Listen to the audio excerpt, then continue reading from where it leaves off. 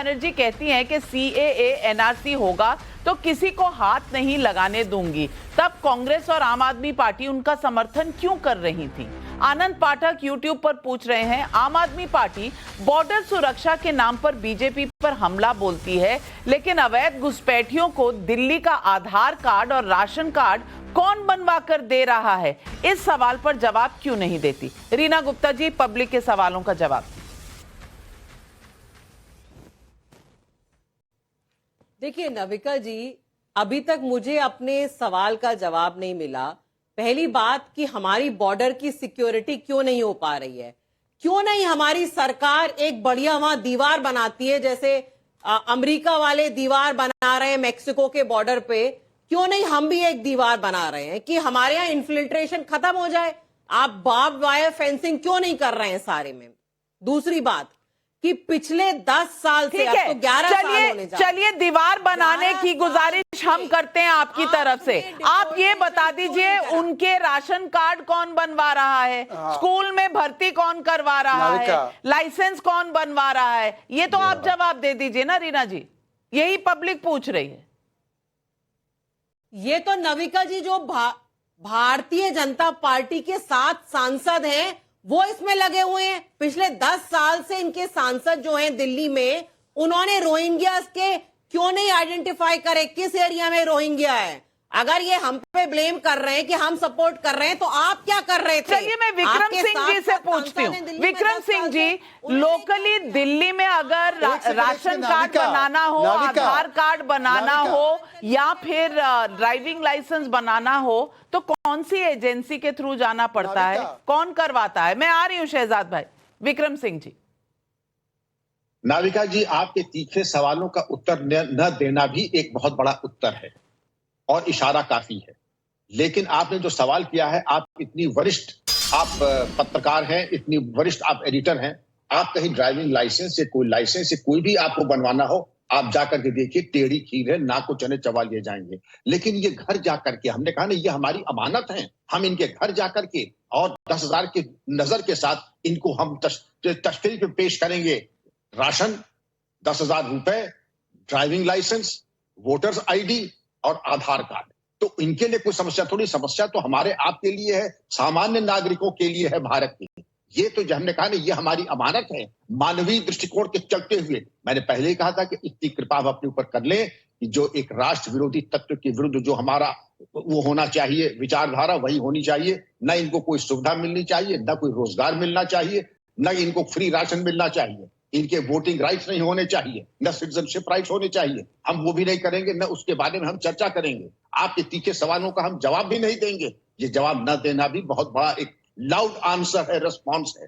तो नाविका जी, ये बिल्कुल सही है। आप और हम अगर जाए तो नाको चने चबाना पड़ेगा, कुछ नहीं बनने वाला 5-6 दिन में, लेकिन यहाँ घर पहुंचे मिल जाए।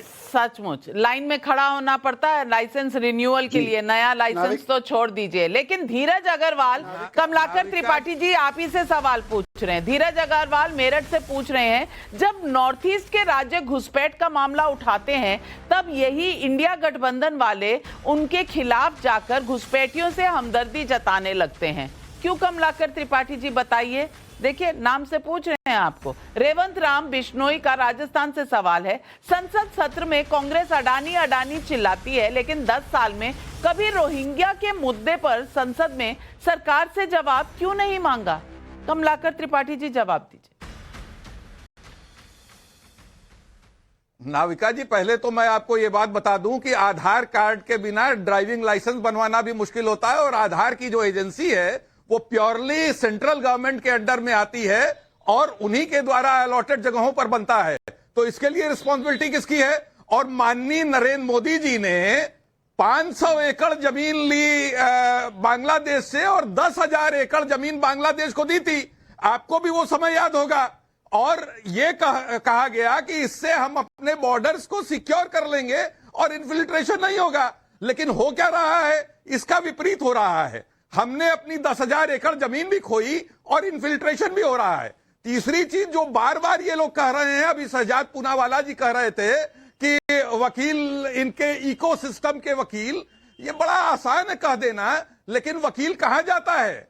इसी देश की न्यायपालिका में जाता है ना। तो क्या आप न्यायपालिका के फैसलों शहजाद पर भी पूनावाला क्वेश्चन जवाब मार्क लगा रहे दीजिए। हैं? शहजाद पूनावाला जी आप ये जवाब चाहते दीजिए। हैं कि नाविका, आपके इकोसिस्टम में नाविका, चलते रहें, नाविका आप अवसर जी, दीजिए, क्योंकि जवाब ये सुनिए। लोग, नाविका जी, ये लोग अपनी बात करते हैं, मैं चुप रहता हूं, मैं किसी को डिस्टर्ब नहीं करता हूं। नाविका जी, आप उठाकर चेक कर लीजिए, फैक्ट चेक कर लीजिए, 2014 तक इंडो बांग्लादेश बॉर्डर की मात्र 5 या 10% फेंसिंग हुई थी, आज वो 80% हो चुकी है।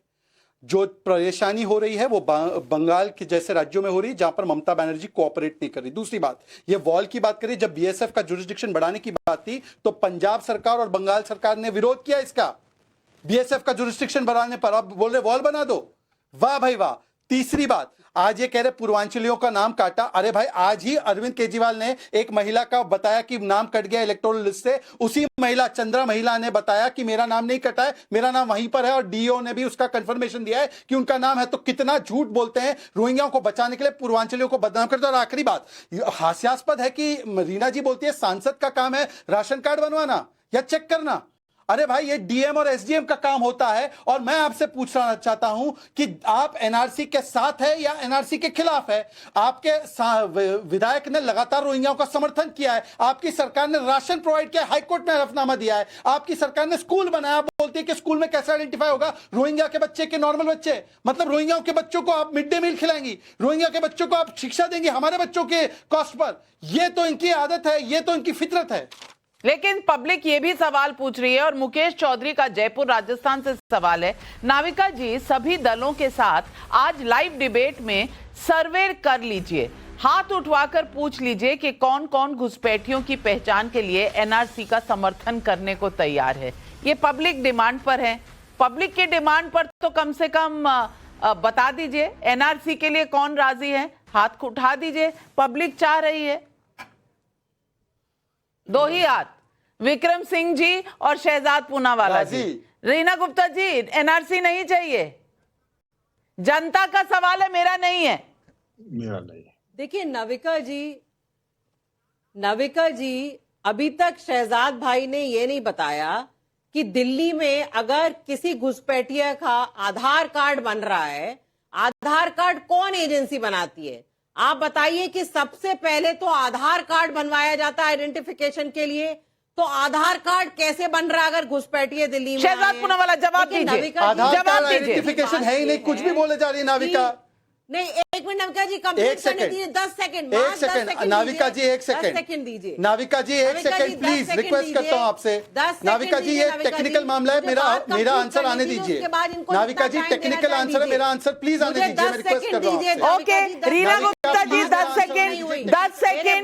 सेकंड, रीना जी पहले बोल ले, फिर शहजाद पूनावाला आपके पास आ रही हूं। रीना जी, दूसरा सवाल।